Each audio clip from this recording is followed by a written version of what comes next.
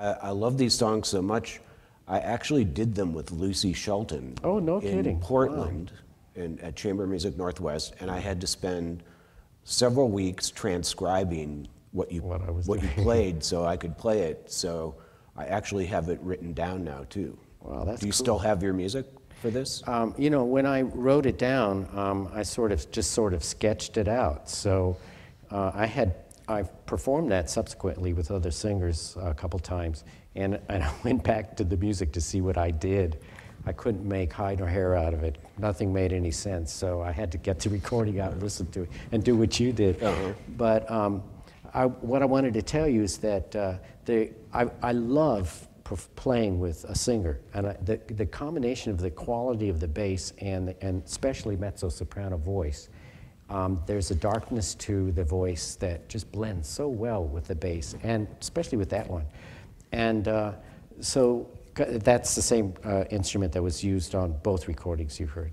And so there's a kind of song in Japan called anka songs, which is a popular song that is all about sad subjects and about love, you know, unrequited love, and so on and so forth. And so I met a wonderful mezzo-soprano in Victoria, where I live, and she is just incredible, and she has this voice that was made for this instrument. I mean, the blend of the two sounds are so great. And so we will be releasing this year a recording of anka songs. And it's exactly that same sort of thing that I did on the Russian album, maybe even more so with her. And I think it'll astound. If you love that, you'll be really surprised at the kind of result we got with this kind of music. Are they all Japanese songs? All Japanese songs. But they don't sound, you know, they're not particularly Asian sounding. They're very Western sounding songs, but they, I mean, there is there's an Asian twist to it, which you'll hear, but they're really sad and really passionate like this. Yeah. Now you're huge in Japan. You know that, right? Well, you know that you're. I've had the most luck in my career in Japan. And how do you explain that? Basically, two things. It was sort of interesting. In North American audiences and Europe at the time I was building a career, technical display was the thing. And if you there was so much emphasis on technical prowess that audiences went to see, spectacular. You had to do something to hype the audience, and lots of things.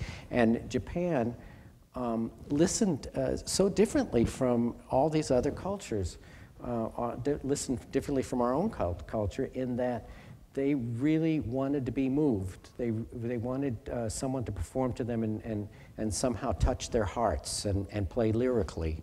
And so there was an immediate connection with the Japanese the first time I went there because of the lyricism. Also, my way of performing was with some humor, and I would always include pieces where I could enjoy myself and smile and have a good time, and they really liked that too. They really enjoy having a good time and smiling. I mean, you can imagine what it looked like to play to a Japanese audience, a sea of black hair and all this grinning white teeth. And I just loved that.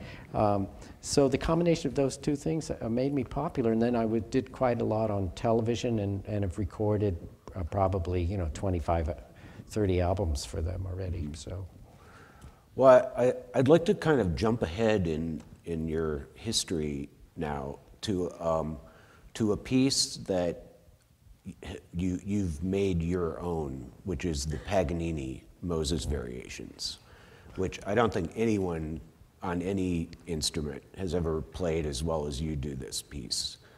The recording I want to play is from a more recent album called The London Double Bass Sound. Oh, yeah. And this is a very interesting arrangement just for basses, and Gary was the featured soloist on that track and another track also, I think. Mm-hmm. Can you tell us how that, you're preceded here by 1 month, your Tom Martin Martin, was yeah. here last month and played a recital.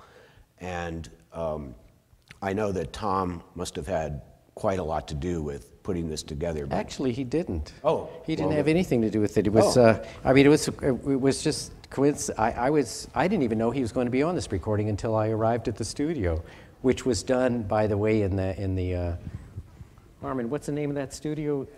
Abbey Road Studio, where the Beatles Yeah. recorded. Yeah. So I think I was more excited about that than doing the recording. You know, walking into the space it was Well, incredible. how did it And there come was about?